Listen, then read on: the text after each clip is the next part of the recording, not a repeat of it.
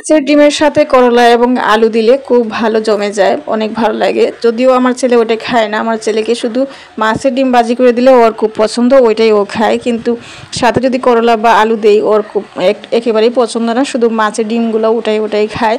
আর ডিমগুলো আমি সব ভাঙি না, ডিমগুলোকে কিছু টুকরা টুকরা করে এরকম করে রাখি। তো আমি আজকে চেষ্টা করছি ওকে করলা খাওয়ানোর, দেখা যাক কি হয়। করলা ভাজির জন্য বা ওই মাছের ডিম ভাজি করার জন্য শুকনা মরিচ একটা ভাঙিয়ে দিলাম, ওটা একটু গ্রান আসে সুন্দর ভালো লাগে।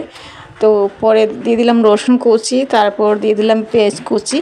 তো এটাকে একটু ব্রাউন করে নিব, তারপর বাকি প্রসেসগুলো আপনাদেরকে দেখাবো। এর মধ্যে আমি বলি যে আমরা পা দিয়ে লাত্তি দিয়ে এটাকে চেক করি যে এটা ঠিকঠাক আছে কি না। তারপর যদি ঠিকঠাক থাকে ওইটা আমরা হাত দিয়ে খুলে সুন্দর করে মুখ দিয়ে খাই, ওইটা কি বলেন? আচ্ছা যাই হোক, আমি একটু পানি দিয়ে তারপরে দিয়ে দিলাম হলুদ গুঁড়া, এর আগে দিয়ে দিয়েছিলাম লবণ, তারপর দিয়ে দিচ্ছি হালকা একটু মরিচের গুঁড়া।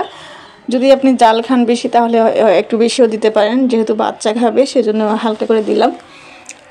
তারপরে দিয়ে দিব ধনিয়া গুঁড়া। তো এই যে দিয়ে দিলাম, দিয়ে মিক্স করে নিলাম।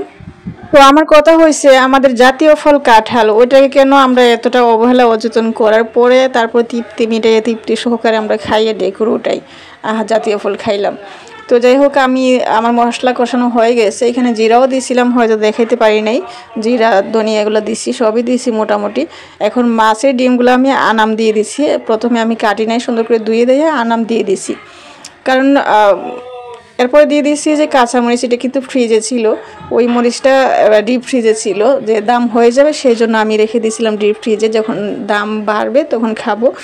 আর এবার তো মাশাল্লাহ দাম তো এখনও বাড়ে নাই ওই ঠিকঠাক মতো, তারপরেও ফ্রিজ থেকে খাচ্ছি, কারণ নষ্ট হয়ে যাবে, প্রায় অনেক দিন হয়ে গেল।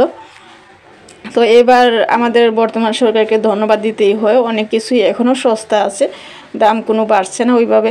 ফ্রিজ বোঝাই করে রাখছিলাম আমি, ডিপ ফ্রিজ, সবজি তরকারি। তো এখন ডিমগুলোকে আমি এইভাবে ভাঙবো, যখন একটু হালকা শক্ত হয়ে আসবে তখন আমি খুন্তি দিয়ে ডিমগুলোকে এই পিস করে নিব। কাঁচা অবস্থা যদি পিস করতাম তাহলে অনেক সময় পানির সাথে ধোয়ার সাথে চলে যায়, আবার গলে যায়। তো আমার ডিম কিন্তু গললে আমার ছেলে খায় না, ওকে আনাম খাওয়াইতে হয়, পিস থাকলে ও সুন্দর করে খায়, সেই জন্য আমি এইভাবে রান্না করি। আপনারা এভাবে ট্রাই করবেন, দেখবেন ডিম সব গলবে না। একটু শক্ত হয়ে গেলে পরে খুন্তি দিয়ে একটু কেটে দিলে সুন্দর থাকে, আনাম থাকে। তো আমিও এইভাবেই দিছি। তো আমার ডিম প্রায় হয়ে গেছে, ডিম ভাজি, তারপরে আমি করলা দিব। অসংখ্য ধন্যবাদ যারা ধৈর্য সহকারে ভিডিওটা দেখছেন, আর যারা দেখছেন না সবাইকে অসংখ্য ধন্যবাদ। আশা করছি ভিডিওটা শেয়ার করে সবাইকে জানাই দিবেন।